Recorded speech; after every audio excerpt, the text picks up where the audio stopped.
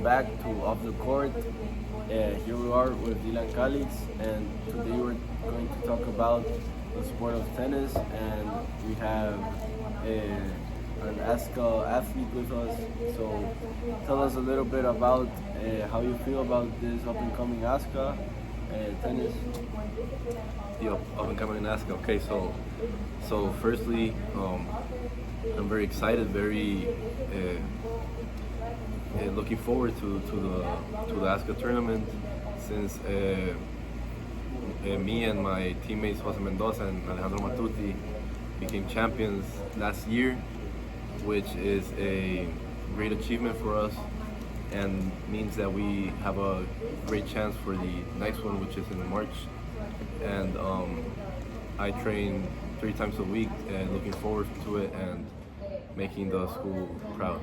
Can you tell us a little bit about how was your starting tennis, like in what age you played, and how you managed to get at the level you're talking about? Okay, so I started playing at 6 years old.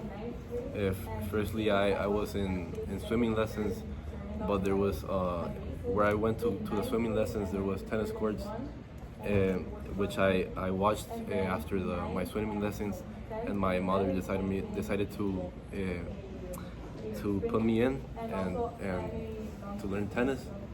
And since then I've been practicing almost every day, and I've played multiple national tournaments. I've represented Honduras in different countries of Central America. I've played internationally also, outside of Central America, and I think all that builds up and helps me be motivated for the upcoming tournaments like ASCA. So tell me a little bit about your experiences in those other tournaments outside of the school. Like, how do they compare to the ASCA, like the level and the organization of the tournaments? So honestly, the international tournaments that I've been to are in a much higher level than the ASCA tournaments that are for tennis in my school.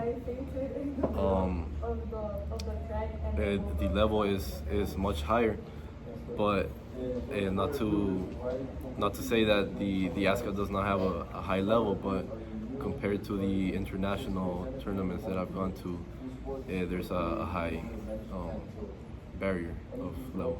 In regards to, like you said, you participate in a lot of tournaments. How do you balance, like you say, going internationally and being in school at the same time? Oh yeah, so that's been very hard for me since I've missed a lot of school throughout the years. Coming back from those tournaments in which I play and I have to also train at the same time, it makes it hard for me to do my homeworks, for example, when I'm in those other countries. So when I come back to school, it is quite complicated for me to make up for them. And I know that you've been part of other sports in the school. So before that, how did you manage with playing tennis, basketball, and missing school, work? Okay, so when COVID came, I had a little break from tennis and I retired. I retired temporarily because I lost the love for the sport for some years because of the COVID times that I couldn't go and train. And when COVID was no longer a thing, I decided to join basketball, and I joined the basketball team, playing in ABSH, winning in 2023, and I think that was a very high accomplishment for me. But I later on decided to keep on with my tennis passion and leave the basketball sport aside. So how long was that break of tennis? It was like 2 years of no tennis. And when you came back, did you feel yourself rusty or back to the level you were before? No, I definitely felt myself rusty and out of shape. also, because of COVID, I didn't not only train tennis, but like physically, I was not happy with myself. So it was difficult to get back on my level. But with the time and the practice, I got back to it. Talking about fitness, like you were saying, I know you have been famous around the school for your fitness page. So I want to know, like, when did your fitness My fitness journey journey. started? Okay, so I started going to, I started training at home firstly with my brother when I was 13, doing basic exercises like push-ups, pull-ups, sit-ups, planks. But then I decided to join the gym, also with my brother. I've been going for 4 years now, and this year I decided to begin a TikTok page in which I motivate people who are trying to have an active life physically, and are trying to incorporate the gym into their lifestyle. Also, apart from fitness, we know nutrition is also a great part in maintaining it. So I want to ask, what is your like daily routine? What do you eat in a day? How do you take care of your body?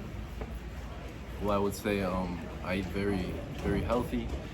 I try to every day know how many, for example, protein I'm eating, since that's very important for your body to grow and be strong for the sport, no matter which one it is. So I think the most important is to get your protein intake high, and also eat carbohydrates to recover from your training sessions. But it's also important to have a balance and not only eat healthy, but also like in the weekends you can enjoy yourself and eat outside. You don't have to eat healthy all the time, but for me, I balance it like that. Well, thank you for today's podcast, Coach. I hope you enjoy. Do you have Thank some you, last thank you. words for the podcast? No. Okay. Thank you. Thank you. This is off the court. Thank you. Woo!